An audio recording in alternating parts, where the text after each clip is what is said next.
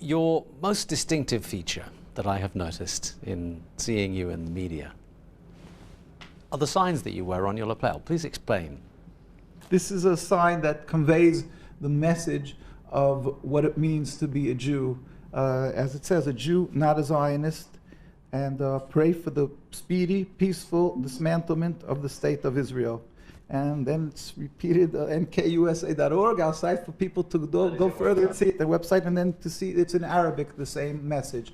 And basically it means that people, unfortunately, around the world see somebody as I am dressed, and they think that automatically I am dressed very religiously. I'm definitely a strong supporter of the state of Israel and of the occupation of the people of Palestine. And in truth, there could be nothing further from the truth.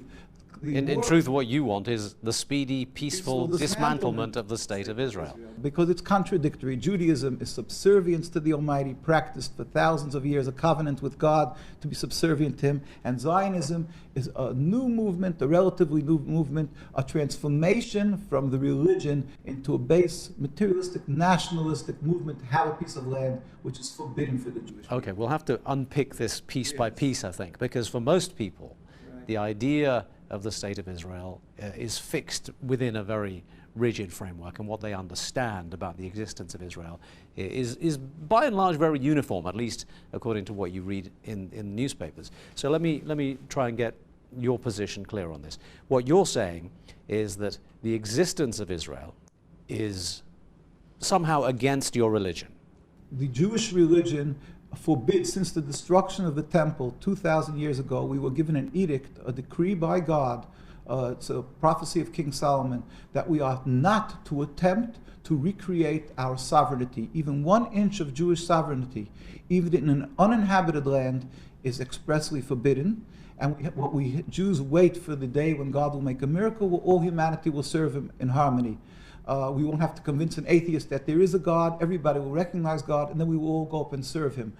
Prior to that event, we are expressly forbidden to try to attempt to make any Jewish nationalism sovereignty, and this was respected and upheld by Jews throughout the trials and tribulations of the Inquisition, the Crusades, and every time period of Judaism when they were easily capable of buying land. They never did it because they understood this is against the will of the Almighty, and this is not what it means to be a Jew. Once again, this is not an opinion that you hear expressed very often. Are you in a minority?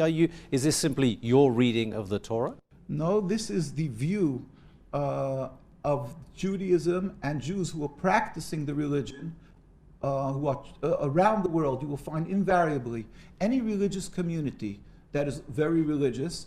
We carry around, first we have called the Rabbi Speak Out. This is the leaders of Judaism from Sephardic, Ashkenazic, in other words, European, Middle Eastern, any country. The rabbis, when Zionism came, the concept of Zionism was developed, the Jewish rabbinical authorities universally said, no, this is forbidden for us to do.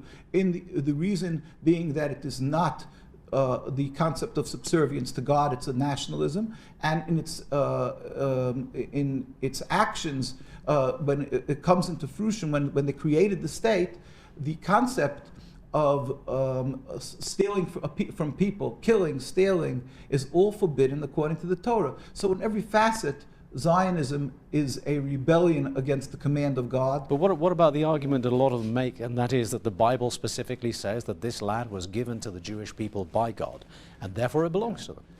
That is why Zionism decided, when they're making their national home, to make it in Palestine, because really the fathers of Zionism in the 1890s, when they made their first meetings, they discussed making their national home in Uganda, in Patagonia.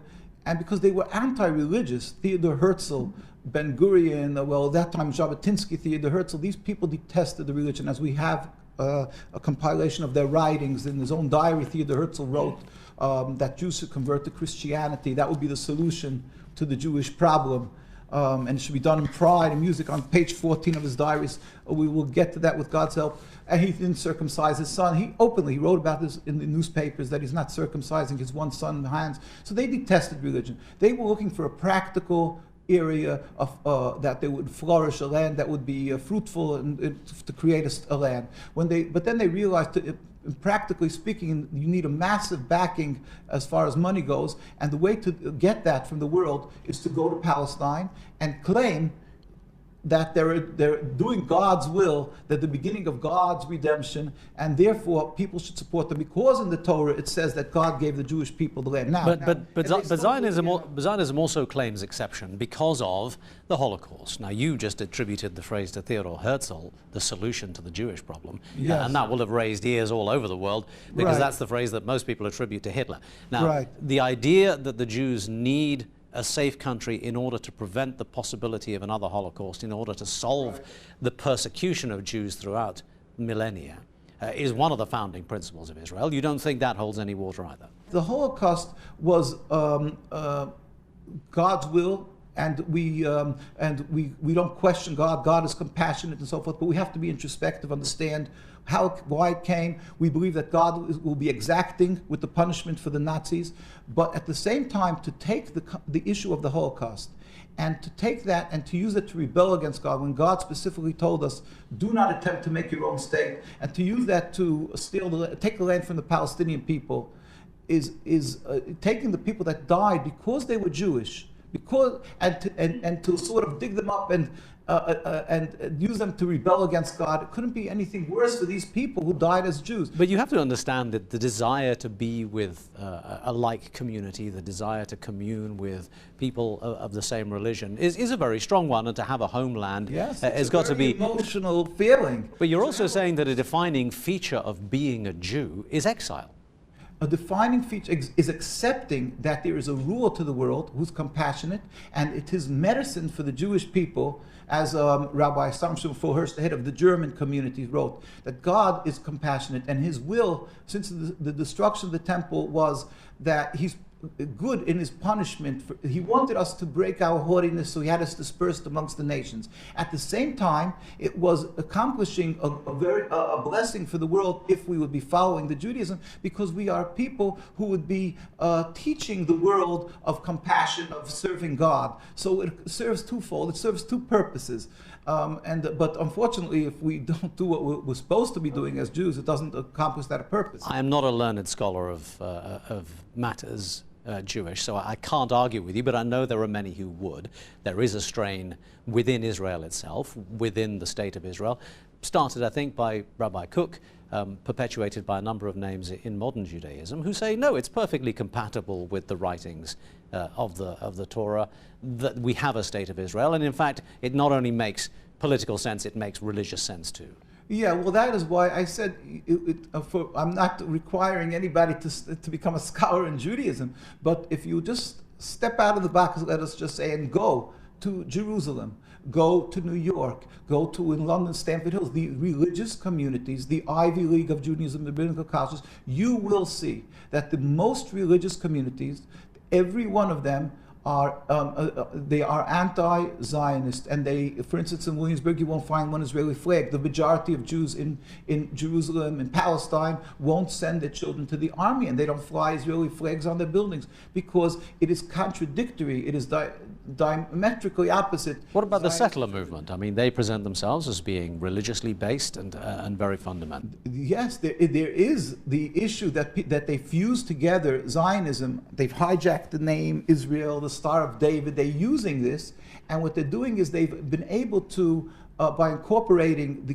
Jewish feelings, for instance, they call themselves the beginning of God's redemption. They do agree that we were sent into exile by God, the ones who aren't non-believers, which many of them are, but the ones who do believe, they say, yes, God sent us into exile, but we are the beginning of God's redemption, and they've been able to ensnare the youth, mostly from, these are all from, almost entirely from non-religious homes or marginally religious. They are not the mass, the general populace of Jewish religious people. These you will find and call it the silent majority, all the communities that are opposed to these settlers. These settlers are definitely a minority that are always in your face. You will see them because they're up front. They're agitating, they're creating this terrible situation, but they don't represent Judaism. But being that they created in Palestine their homeland, so now they're breaching every concept of thou shalt not kill, thou shalt not steal, and it's being done, creating rivers of blood because of hate around the world. Now, you used the phrase a moment ago, taking land from the Palestinians, which again is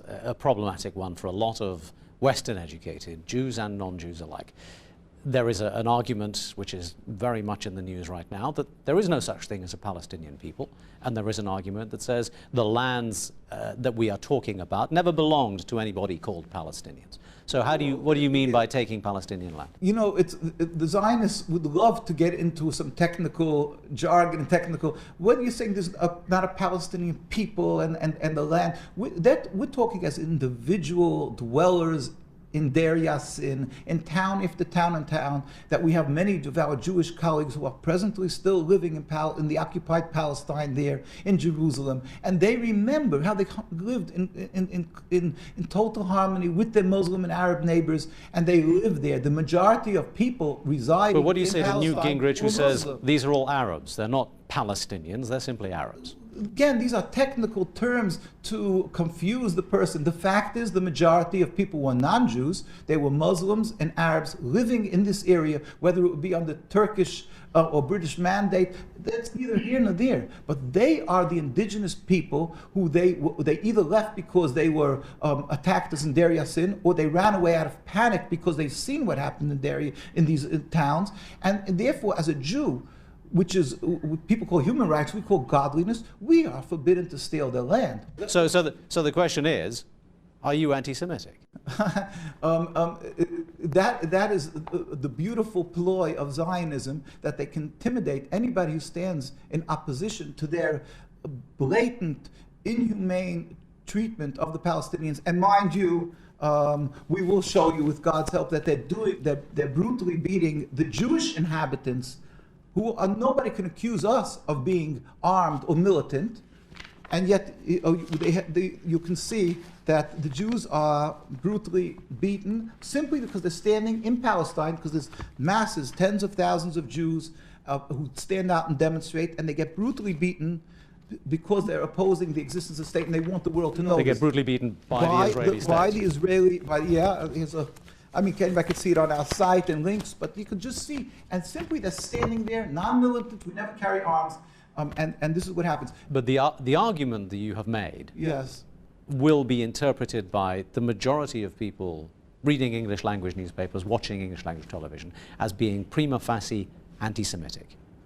How does that make you feel, that what you believe to be a true representation of your religion is being portrayed in the media as actually being completely contrary to that? Yeah, well, that's part of the tragedy, that the media has been, unfortunately, we feel, sometimes owned and sometimes intimidated in a large manner by Zionism, which they have media watch, just like they have AIPAC, that affects politicians, are fearful of speaking against the Zionist actions or whatever they do because they're labeled anti-Semitic. Anybody can go and to come to New York. We invite anybody who wants to come to Manhattan. I don't give visas, but anybody who comes to Manhattan goes across the bridge, and they'll see the largest Jewish communities. And here, this is in Washington, D.C., when President Obama, when Netanyahu came to visit President Obama, you'll see tens of thousands of Jews go out, demonstrate against the existence of the state of Israel and their actions, what they're doing. And nobody reports. Washington Post, New York Times, it's never reported. It's unbelievable. And when the Zionists make a little demonstration of 50 people, they're there. This is never seen. Okay.